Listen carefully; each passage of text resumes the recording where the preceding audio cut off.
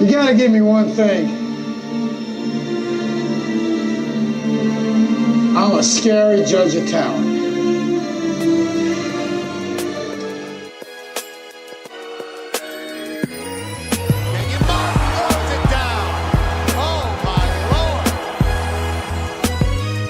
Adolphus Washington back-to-back plays. The Detroit Pistons select Luke Kennard from Duke University. Welcome back, everybody, to the next episode of the Triple Double Podcast. Today we have a very special guest for one of our early Season 2 episodes. We have somebody who, if you're a fan of watching college basketball, maybe you don't know who he is. If you're in the basketball industry, you absolutely know who he is, and somebody I think we're going to learn a lot from today, and that person is John Stovall. John, how you doing? I'm excellent. How are you, Corey? I'm doing well. I'm glad we could set this up. I know you've had a busy schedule. We've had a busy schedule, so I'm glad we could make this happen. So let me give everybody the rundown real quick. John Stovall has been in the world of college basketball scouting since 1994, with his company Prep Spotlight being known as one of the top scouting services in the nation for identifying and evaluating prospects from Ohio, Michigan, and nationally. Additionally, John has been a consultant with Nike Basketball, tasked with helping to develop the Nike EYBL, other Nike youth basketball events, and generally enhancing Nike's knowledge of the nation's top prep players. Today we have John here to talk scouting and how the industry has changed over the years. So, John, you're a longtime scout. We're going to talk a lot of scouting today, but just so people hear Nike and they get excited, what is your true role with Nike Basketball? I manage the scouting department. So it's myself, and then I have 5 people across the country that help me and Nike discover talent, put talent into our camps, help support the EYBL. We have various functions with the company. Okay. And when we say discover talent, are we talking about when kids become a freshman, or what are we talking about? We try to start in the 8th grade, but definitely once they hit high school. So we're supporting the 15 and under, 16 and under, 17 and under divisions for Nike's summer basketball stuff. Okay. And when we look at scouting stuff, we always try and talk to different people about how they really got to where they are, and not in terms of just putting the work in, but just in terms of working with Nike versus the standard scouting service guy we've talked to. I mean, how did you end up with Nike? How did that all get hooked up? Well, myself and Vince Baldwin, we started Prep Spotlight in '94 with just a magazine, and went from a magazine to doing college coaches came to us, and we started doing shootouts and showcase events. From there, we went to a website. Then we started doing tournaments. We started a scouting service. So with all those things going on at the same time, George Raveling was looking to expand the grassroots department at Nike. And a bunch of college coaches told him that Vince and I were 2 of the up-and-coming guys in grassroots basketball. So he came to us and contracted us to be consultants with Nike. So in the late '90s, early 2000s, I mean, what was the scouting industry like in terms of the competition and what other people were doing, and then what was Nike or any shoe company grassroots basketball like in that day compared to today? When we first got in it, you had, I don't know if I would call them competition, but the pioneers were the Tom Konchalskis, the Van Colemans, Clark Francis. Those guys were established. Those were the guys who, I guess, opened the door for us. Those are the guys who we looked up to, whose information we read to try to get into the industry. We were just basketball fanatics. Guys who used to play, who still wanted to be attached to the game. So that's how we started. Those guys were kind of, I mean, if I'm not mistaken, I know a lot about Clark. I've met the other 2. Those guys were kind of national and everything. I mean, were you guys some of the first 2 to really, hit Ohio and Michigan? Clark and Van were national. Tom has always been regional. And we were the first ones, more or less, especially with the magazine in Michigan. There was a guy named Bob Weiss who already had a magazine in Ohio. And I wouldn't really call us competition. We both did what we did. We had a great relationship with one another, but we both had magazines or publications that we sold to the public about high school basketball. So he was before us. We were just in Michigan. I just happened to move to Ohio because of my job. So with that, we expanded Prep Spotlight to be Michigan and Ohio. Okay. I mean, I know that, one of the things we've talked about is the scouting service industry is so different now. I mean, with these evolutions of social media, the evolutions of just the internet as a platform for information. And I mean, how compared to what the guys like myself today know, how different was life in scouting back then? I mean, how did you get your information in a world pre-social media? You had to go to the gym. That was the beauty of it. You had to go to the gym. You had to spend time. You had to go watch players. You had to travel. So it kind of legitimized what you were doing. And at that point, it was easier to get colleges because the only place they could get the information was from people like me. One of the frustrating things for me is I tell all the young guys who are coming up, if I'm them, I'm not putting my information on social media. Because people will pay you for your knowledge. People will pay you for the information. You give it away on social media, nobody's going to buy it. So that's why I've always avoided it. I don't do any of that stuff. Because these guys, schools will pay you for the information. If they know you're in the gym, if they know you're putting in the time, and they know you know how to evaluate players, they'll pay you for that information. Right. I mean, that's definitely one of your, kind of niches now. I mean, I know you mainly focus on, kind of being Nike and events and everything. But when you do scouting stuff now, it's kind of like, well, John's not going to tweet out his top performers from the event or whatnot. It's something where it's privileged information and it's strictly for the guys that subscribe to your service. Yeah, well, it's more Vince's service now with me being with Nike, but that still goes for if I was doing it now, that would be true. Right. I mean, like going back to that, I mean, Vince being, and you, Michigan, Ohio, you guys know the area, basketball. I mean, how did it just kind of come into fruition in terms of, starting something that became a scouting service? The colleges pushed us to do the scouting service. It wasn't something that we thought of. That or the events. The whole thing started with, we were both basketball junkies. Vince decided he wanted to do a publication that would talk about high school basketball in Michigan because there was nothing like that at the time. That's how it started. It was just a hobby. It was just a hobby. I was in pharmaceutical sales. Vince had the idea. I told him, once you start doing it, I'll help you. And that's how it started. And it just grew from there.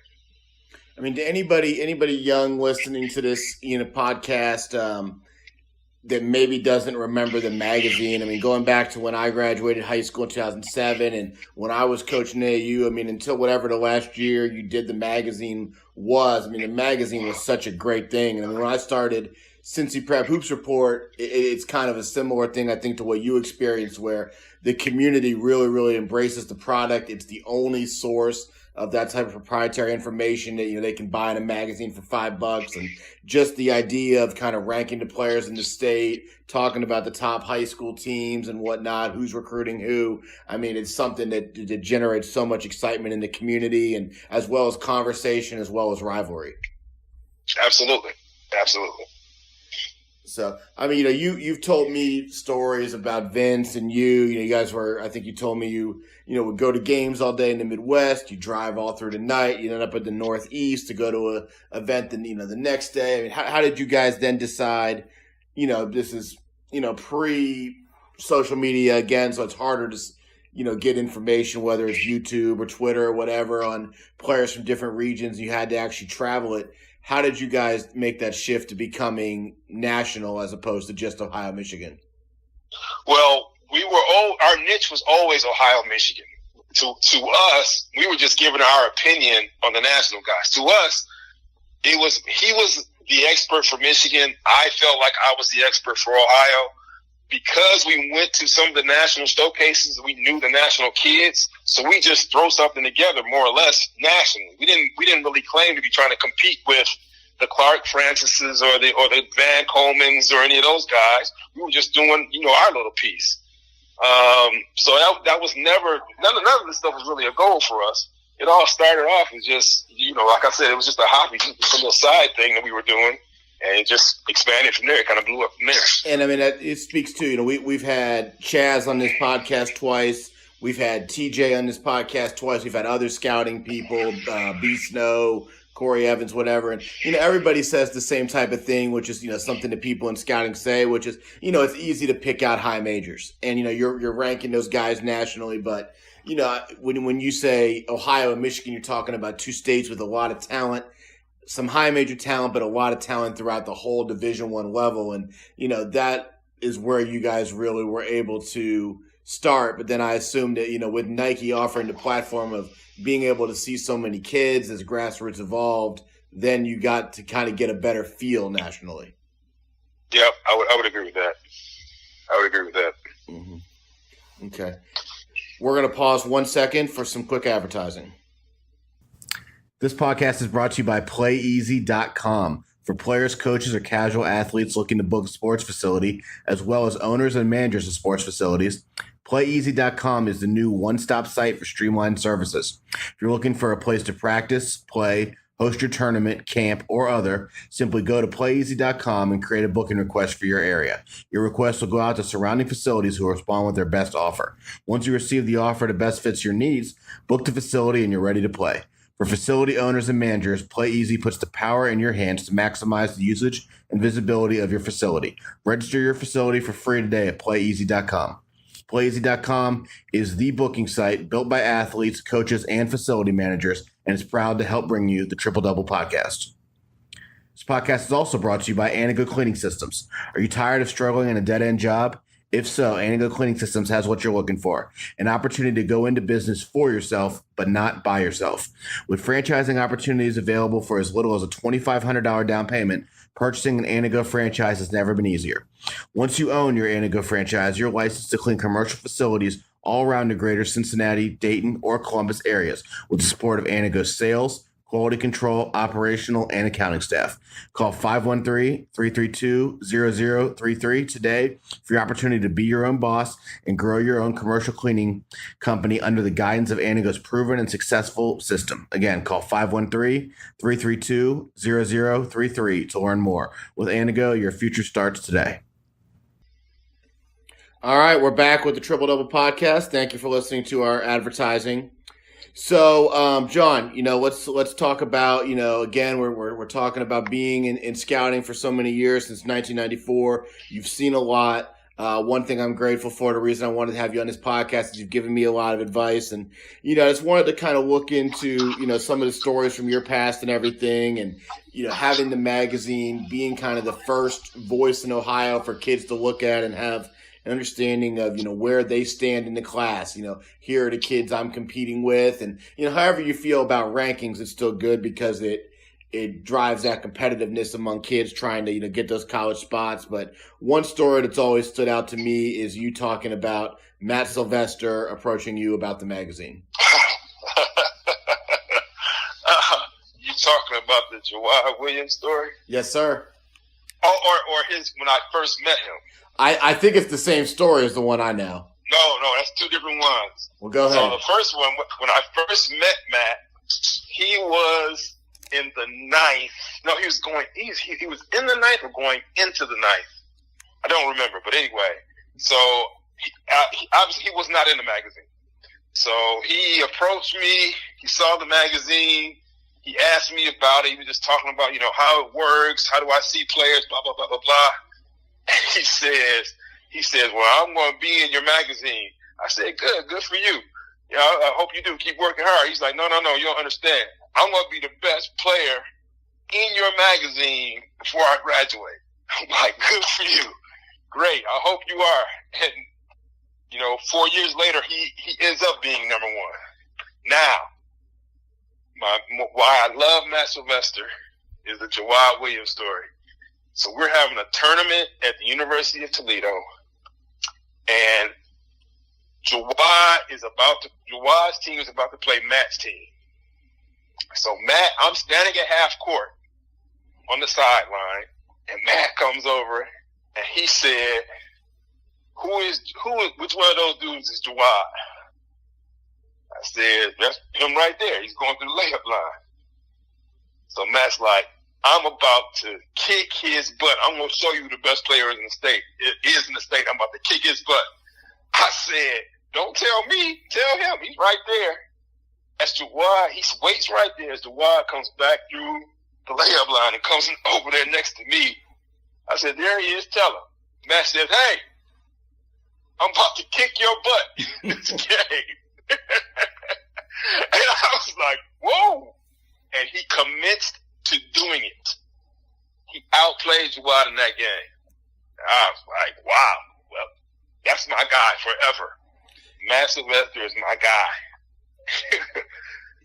Matt Sylvester becomes a guy that has a great high school career, great, Big Ten college career. Conversely, you don't see that stuff anymore. No. For him to do that right to Jawad's face, yeah, that meant a lot to me. That showed me a lot of gumption. Right, and that's kind of the one thing, not to be critical of your guys' stuff you've done with the shoe circuit. It's obviously a great platform for the top players nationally as well as other guys. But, the one thing that makes me nostalgic hearing stories like that is, back pre-2013, before all the shoe companies had their own circuit, the great thing about AAU was that you got to see all the top guys in Ohio go against each other, regardless of shoe circuit affiliation. And, the rivalries from an AAU standpoint were so much more meaningful. And then, with something like your magazine, you could go to one event and, in Columbus in May and see probably north of 80% of the talent that's in your magazine. Right. I think the shoe circuits are great. They've definitely advanced travel team basketball, and I think they're good for basketball. But yeah, I would agree with that sentiment that the leagues have kind of taken that away, even though it can really exist. Because the leagues, the UIBL is just 4 weekends. Under Armour was just 3 last year. Adidas was just 3, I think 3, and then they had a regional weekend. So it's still possible to have it done. It's just hard to get everybody on the same page. It's hard. It's hard, and there's plenty of pros to it, and it's just a thing. This isn't today's episode, so we won't get too much into this, but it's just a thing where I think we've talked with people in the past on this show about selecting the right AAU team, and if you're a kid who's a definite Division I prospect, you're going to play mid or high major Division I basketball, the shoe circuit is definitely for you. But if you're not, if you're Division II player, borderline Division I player, or somebody who's pretty good but not even that level as a college player, there's a lot to be said for just playing on the regional AAU team, and you get that competition, and you probably make yourself more recruitable regionally. Yeah, said another way, if you're not going to be playing on one of those sponsor teams, then I would definitely play with somebody else. If you're not in the rotation, you're not seeing decent minutes, then if they got 12 or 13 or 14, 15 guys on the team, you're not in the top 10, I definitely wouldn't be there. Mm-hmm. Yeah. Now the one difference is with those shoe company teams, a lot of college coaches, they of course identify those teams. So the Under Armour, Adidas, or Nike team. So their expectation is that the best players in the state are playing with that team. So that they're always a target for every school every summer. They're going to go make sure they see those teams. So the fact that you're on that team, normally, like every single guy on those teams will get a scholarship, be it D1 or D2. Everybody's going to get a scholarship. 99 times out of 100. So being on those teams will help you in that veil. But again, if you're not one of those top 10 guys, I would definitely play for somebody else. Well, it makes an interesting evaluation point that we didn't have when I first started doing this, which is with the shoe circuit now, if let's say I'm a really, really good Division II basketball program, and I've got to evaluate a kid who is playing minimal rotation minutes in the Nike EYBL and, doing what can be expected, not standing out in a negative way when he gets in the game, or I'm recruiting a kid of similar talent level who is putting up pretty significant scoring numbers on a regional AAU team. it's hard to compare and contrast. Whereas, in the past we talked about, guys might get to play against each other. And that's why I think college coaches are really still evolving into today's basketball on the club circuit. How do we evaluate shoe versus non-shoe tournaments? So given that scenario for a Division II school, to me, the first place you're really evaluating, you're basing it off of high school. You're basing it off of what you've seen from that kid playing on his high school team. Then you're looking to see what role he can play in that EYBL. So I'm still recruiting that kid. And I'd probably prefer that kid, if he's fitting the role that I think he can play in college. If he can do it on EYBL, I know he can do it for my Division II school. Right. So what you're saying is that, production in the EYBL translates directly to production in the college circuit. Whereas if you're playing in a regional event, there are some high level games, but there are also some games where one team is significantly better than the other, and the kid who we're so-called recruiting might, he's scoring 30 points against them, but you or me could do that. Exactly. Agreed. Okay. I mean, that kind of really speaks to what I wanted to move towards, which is, we talked about a lot of new people getting into scouting. I mean, I've heard you over the years, and we've stolen the line on this podcast before that, you respect the guys who are in the gym. And, there's some negativity towards young people who are getting into scouting, but then there's also a lot of guys who are trying really hard and are in the gym and, they're learning. And they've grown up with social media. I mean, even I'm on the edge of that age group. So, I mean, to these young guys, what are some of the things that you think you see as a veteran scout and just the way basketball works that, these young guys are probably overlooking at the early stage of their career? Oh, it's a whole bunch of things. I could talk about all that for an hour. Overhyping guys. I can't stand that. In terms of what? So when I evaluate a player, I'm going to say where I think they can excel, not necessarily where they can play.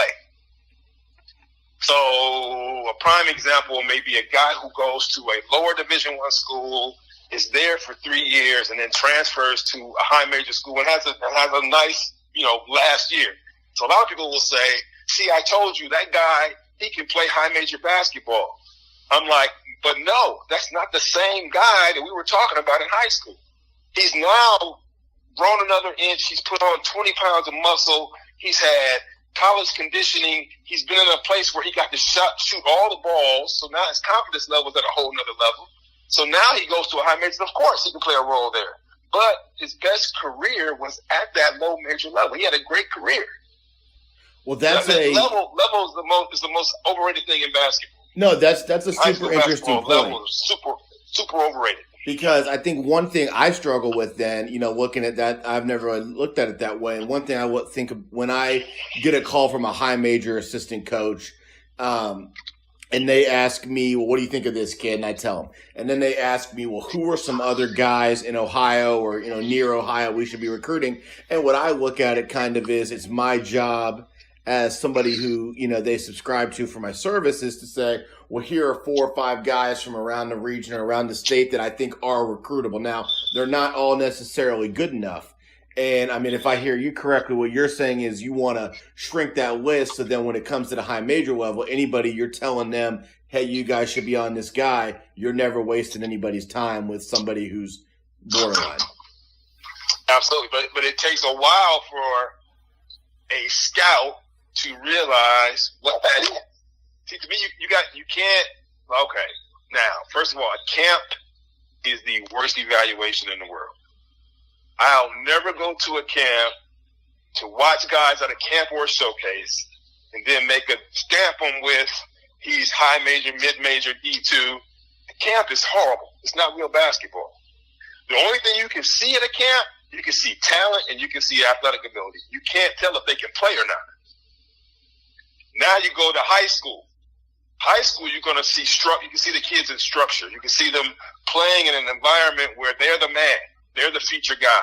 That's where you can see, sometimes you can see where their true production is. If they're the main guy, you can see how they fit into that role. But at the high school level, he may be the only Division I player on the floor. So you still can't see how good he is, but you can see how he reacts to coaching, how he reacts to structure, how he reacts to common teammates, if his teammates really like him or not. That's where you look. That's what you look for at the high school level. Then you get to travel team basketball, and that's where you can really see if they can play. Because they're playing against other Division I players. It's high-level competition, higher-level games. You can see what role they can actually play at the collegiate level. So you need all three pieces to be able to tell if a guy can play or not. And Right. too many people, I think, out here go to a camp and they want to say how great somebody is. They want to put it on Twitter, how great somebody is. I'm like, man, relax. That guy he might not be that good. And everybody's overhyped. It starts at the middle school level. You got people actually doing rankings for middle school kids. Man, I'll never go watch a sixth grader because it's a waste of time. That whatever you see at the sixth grade level, by the time he gets to high school, I can take you right now. We can go to a sixth grade game.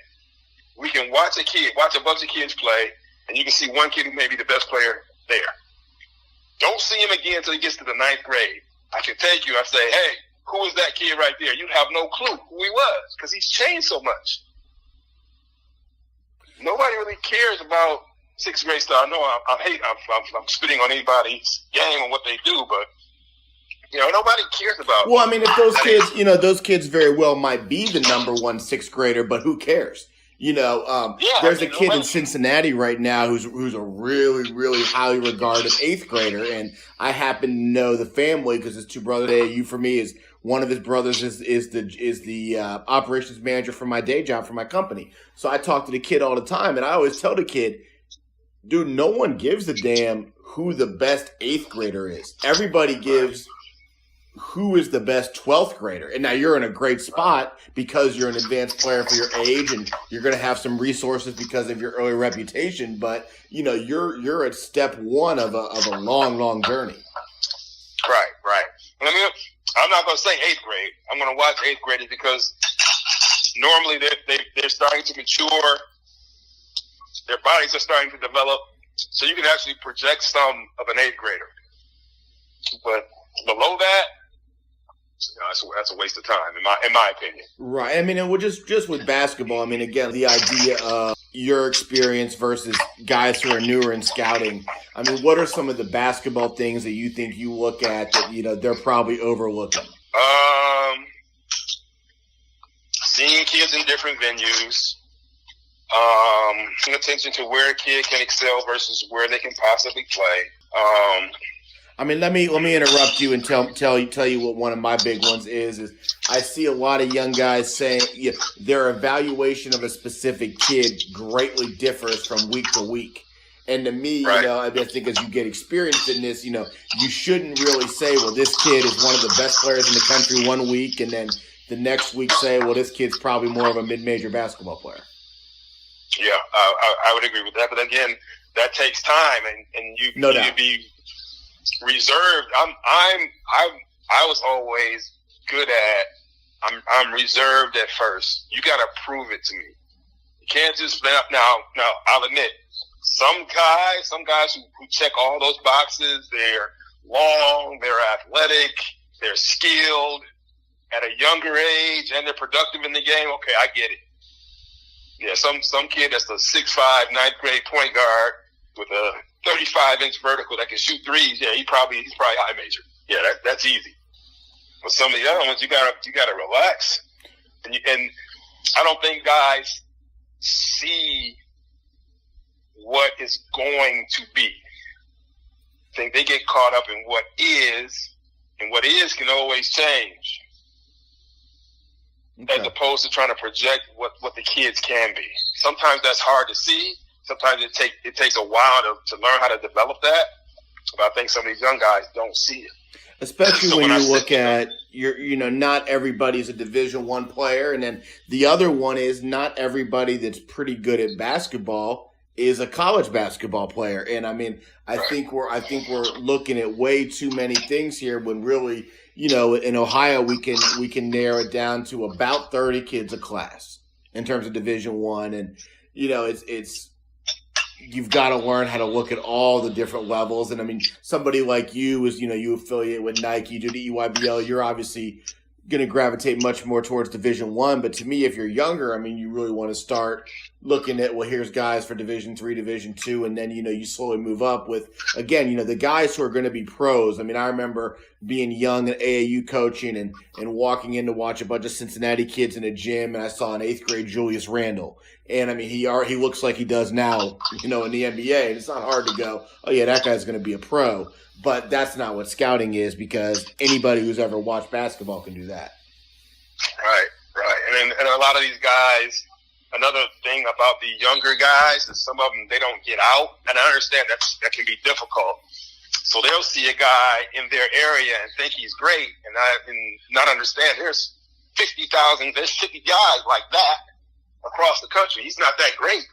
He may be great in Cincinnati, but nationally, he's not that great. No slight against you. I'm just saying. I just use that. Right. I mean, the best player in Cincinnati one year might be good enough to play in the NBA. The best player in Cincinnati the next year might not be a Division I player. Yeah. And then another thing, the younger guys or people newer in the game tend not to do is when they're evaluating, you got to evaluate that kid. And you also have to evaluate the competition that he's playing against. So a guy who's killing, who's in the middle of nowhere and averaging 20 points a game at that high school, that doesn't mean as much as somebody who's playing in the Catholic League in Cincinnati. That means a little bit more because that competition is a lot tougher than in the other place. Same thing goes with travel teams. You're playing in the EYBL versus some other league, that production, it's not the same. 20 points in the EYBL is a whole lot different than 20 points playing, at some local tournament. Oh, absolutely. And then also, one thing I also see is, when you look at, like the state of Ohio, for example, I can't speak for Columbus, but I could speak for like Cincinnati, Dayton, Toledo. The city leagues tend to be more high scoring. So if I see a kid averaging 20 points a game in the city league, well, his team might be scoring near 70 or 70, whereas in the Catholic League in Cincinnati, they score like damn near like 45. So it's a huge, huge difference. And I mean, just in general, the way the game plays, you're going to get more possessions. Yep. So, well, we'll let you go here in a minute. I want to hit you with two more quick questions. And number one, I think we talked a lot about scouting, and the two questions I want to ask you. First, I'm going to ask you about young college coaches, and then kids. So, for college coaches who are new, who are getting into this game, we do have a lot of college coaches, especially kind of in my age group in their 20s, that listen to this. What advice do you have for them in terms of recruiting, evaluation, dealing with scouting? All that in basically your world of basketball. Well, college scouting is totally different than what you or I have done, because we're looking at straight talent, whereas a college coach they're looking to fit a system. Mm-hmm. So just because you and I might like a player, that player might not fit whatever school system they're running. So their recruiting is totally different. I really don't have. There is no book for college recruiting. Well, I'll say this then, John. Here's kind of what I'm getting at for you is I think if in today's world, even more so than in 5-6 years ago,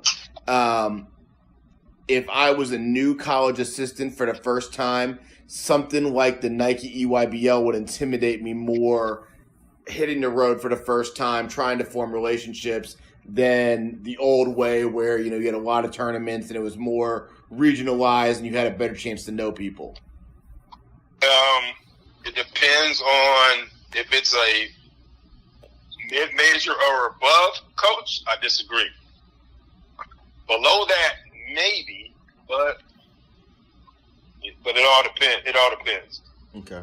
I wouldn't, if I was a mid-major or above, there's no way I'd be intimidated by the EYBL. That's where I have to be. Okay. I got you. And then the last one, I mean, I know, I've been to camps before where they've asked you to speak on this a little bit. What advice do you give kids? Let's be more specific.